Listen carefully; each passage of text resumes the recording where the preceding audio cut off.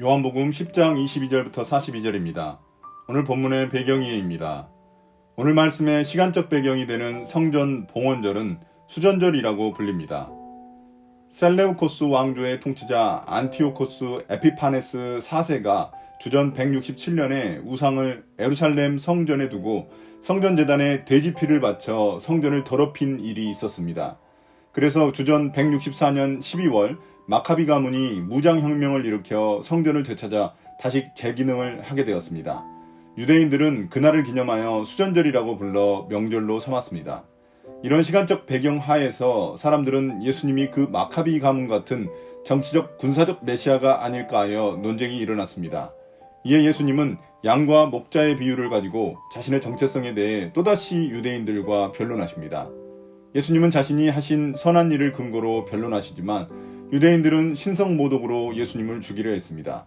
수전절은 유대인들이 성전을 회복한 사건을 기념하는 명절인데 예수님이 바로 그 성전을 회복하실 뿐만 아니라 새로운 성전이라는 사실을 깨닫지 못하고 있는 것입니다. 22절부터 30절입니다. 예수님의 변론. 예루살렘은 성전 봉헌절이 되었는데 때는 겨울이었다.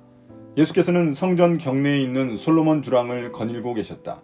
그때 유대 사람들은 예수를 둘러싸고 말하였다. 당신은 언제까지 우리의 마음을 졸이게 하시렵니까? 당신이 그리스도이면 그렇다고 분명하게 말하여 주십시오. 예수께서 그들에게 대답하셨다. 내가 너희에게 이미 말하였는데도 너희가 믿지 않는다. 내가 내 아버지의 이름으로 하는 그 일들이 곧 나를 증언해 준다. 그런데 너희가 믿지 않는 것은 너희가 내 양이 아니기 때문이다.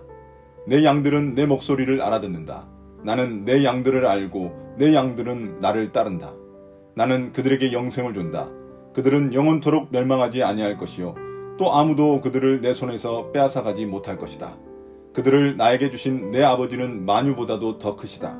아무도 아버지의 손에서 그들을 빼앗아가지 못한다. 나와 아버지는 하나이다.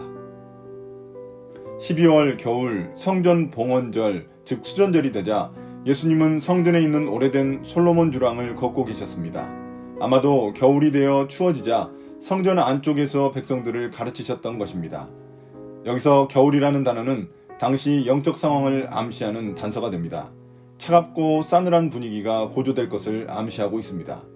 성전에 있던 유대인들은 예수님께서 다시 한 번 더 자신들이 기다리던 메시아인지 밝혀달라고 요구합니다.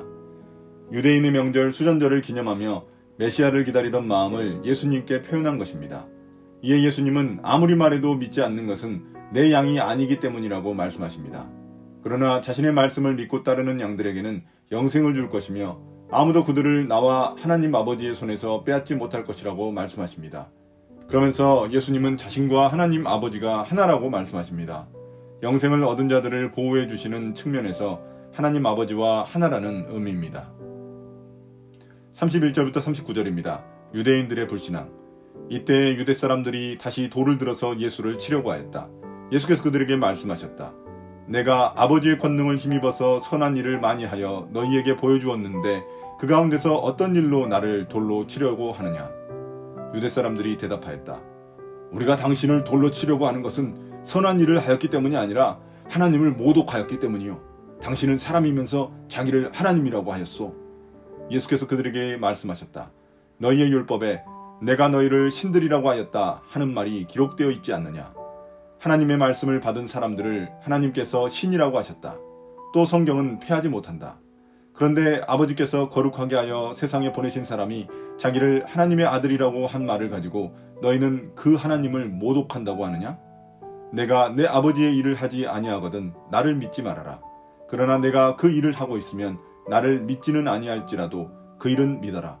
그리하면 너희는 아버지께서 내 안에 계시고 또 내가 아버지 안에 있다는 것을 깨달아 알게 될 것이다. 그러므로 그들이 다시 예수를 잡으려고 하였으나 예수께서는 그들의 손을 벗어나서 피하셨다. 이렇게 예수님이 하나님과 하나라고 하시자 유대인들은 돌을 들어 예수님을 치려고 했습니다. 신성모독죄에 해당한다고 보았기 때문입니다. 이에 예수님은 지금까지 선한 일밖에 한 게 없는데 왜 죽이려 하는지 묻습니다. 여기서 선한 일이란 앞서 병자들을 치유하신 많은 기적들을 언급하신 것입니다. 유대인들은 이것을 부정하지는 않지만 자신을 하나님과 동일시하는 것에 분노하는 것입니다. 이에 예수님은 시편에 나온 말씀을 근거로 율법에 따르더라도 자신이 스스로 하나님의 아들이라고 한 것은 문제가 없다고 말씀하십니다. 시편 82편 6절에서 하나님은 하나님의 말씀을 받아 백성들을 재판하는 재판장들을 신들이라고 지칭하셨습니다. 그렇다면 하나님의 말씀 자체이신 예수님이 스스로를 하나님의 아들이라고 말하더라도 문제가 없다는 것입니다. 심지어 예수님은 자기를 믿지 못하겠으면 자기가 한 일이라도 보고 믿으라고 하십니다. 예수님은 수많은 기적들을 통해 하나님의 일을 하셨습니다. 그리고 그 기적들을 통해 많은 사람들이 믿음을 갖게 되었습니다. 그렇게라도 믿음을 가지라는 의미입니다. 그리고 앞으로 하실 가장 선한 일은 양들을 위해 십자가에서 자신의 목숨을 바치신 일이 되실 것입니다. 이런 말씀 때문에 유대인들은 예수님을 붙잡으려 했지만 예수님은 하나님의 때가 되지 않아 그들의 손에서 벗어나셨습니다. 40절부터 42절입니다. 유대인과 대조적인 반응. 예수께서 다시 요단강 건너쪽 요한이 처음에 침례를 주던 곳으로 가서 거기에 머무르셨다. 많은 사람이 그에게로 왔다. 그들은 이렇게 말하였다. 요한은 표징을 하나도 행하지 않았으나 요한이 이 사람을 두고 한 말은 모두 참되다. 그곳에서 많은 사람이 예수를 믿었다. 이제 예수님은 성전에서 유대인들을 피해 요단강 건너편으로 오셔서 그곳에 머무르셨습니다. 그곳은 요한이 처음 침례를 주던 곳입니다. 이때 많은 사람들이 예수님에게로 와서 요한이 했던 말을 기억하며 예수님을 믿었습니다. 이는 예수님이 행하신 기적이 아닌 예수님에 대한 침례 요한의 증언으로 그들이 믿음을 갖게 된 것을 보여줍니다. 침례 요한은 기적을 행하지 않았으며 그는 자신이 앞으로 오실 메시아, 예수님의 증언자라는 사실을 강조했습니다. 이처럼 이곳에 모인 사람들은 앞서 유대인들의 반응과는 대조적인 모습을 보여줍니다. 오늘의 묵상 포인트입니다. 첫 번째, 예수님은 누구신가? 예수님이 행하신 수많은 기적들은 자신이 누구인지 보여주는 것이었습니다. 그 선한 일을 보더라도 유대인들은 충분히 믿음을 가질 수 있었습니다. 그러나 그들은 율법의 틀에 얽매여 예수님을 거부했습니다.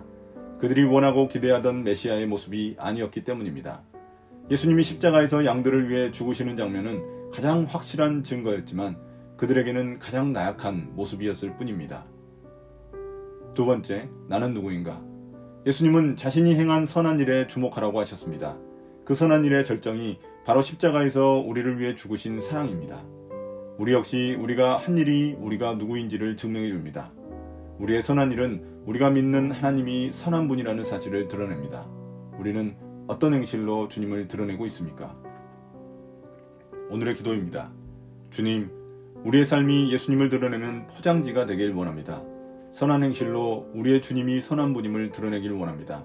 제 주변에서 만나는 사람들에게 섬김과 사랑을 실천할 수 있게 해주십시오. 예수님 이름으로 기도드립니다. 아멘.